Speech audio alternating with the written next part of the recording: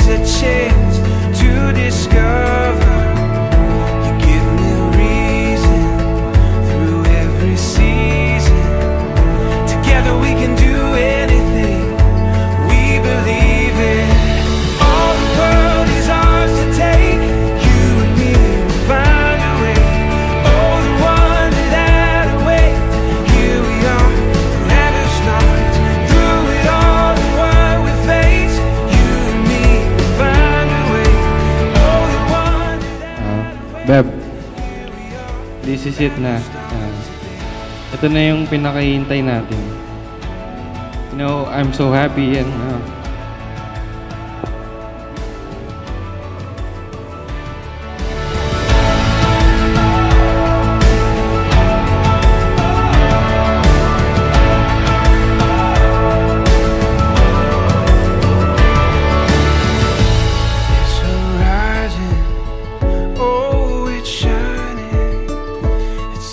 Sir, congratulations and hope both of you good health and more kids to come.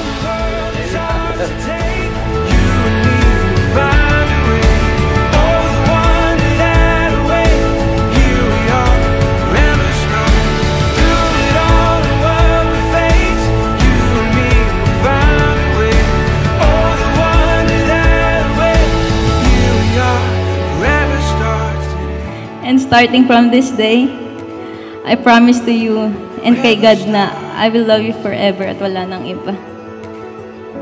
I promise to take care of your heart, your mind, your body, and your spirit.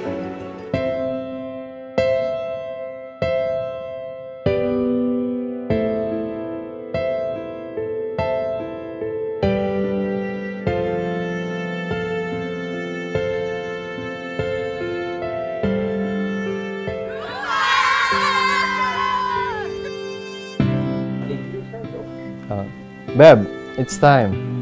Ito na yung araw na pinakahihintay natin. Ito ang aking munting regalo para sa iyo.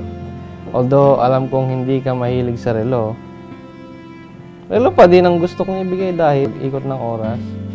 Lagi mong aalahanin na nandito lang ako at nasusuporta at magmamahal sa iyo. See you in a bit. I love you so much. P.S. Sisiguraduhin kong luha mo ang unang babagsak at sigurado ako na gusto mo ang gantong itsura ng relo. Haha, love. Ganun.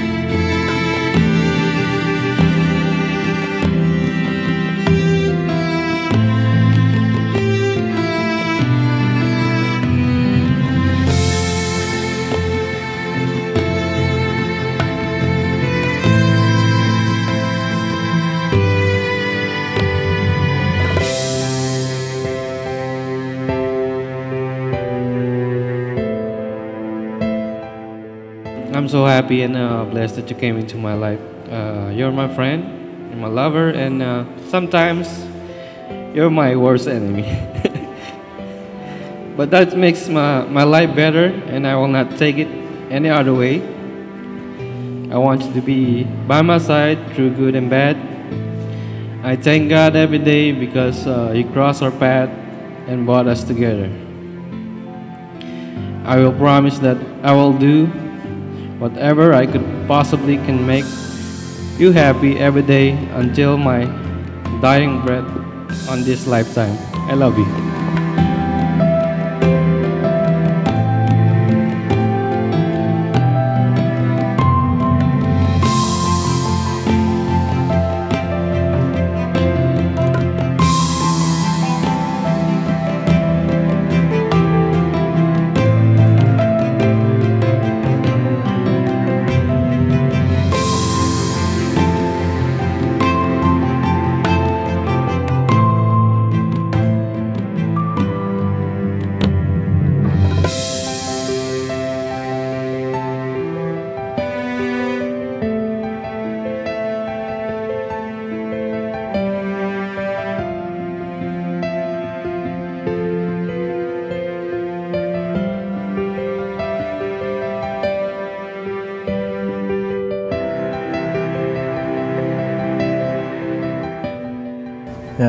Dindi anak at mahirap para sa akin na ibig sabihin na magkaroon ka na ng sarili mong buhay.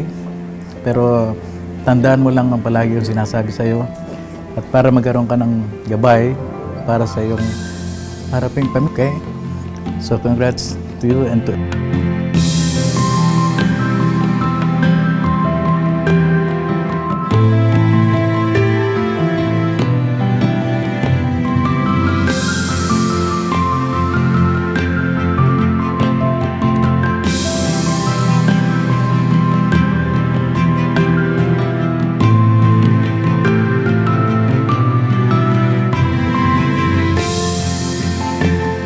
I can't promise that I will be the perfect wife, but I can promise I will be a good wife, a mother, and a best friend that will be by your side through thick or thin. And I will always pray to God to guide us in every obstacles that we are going to face on our journey to eternity.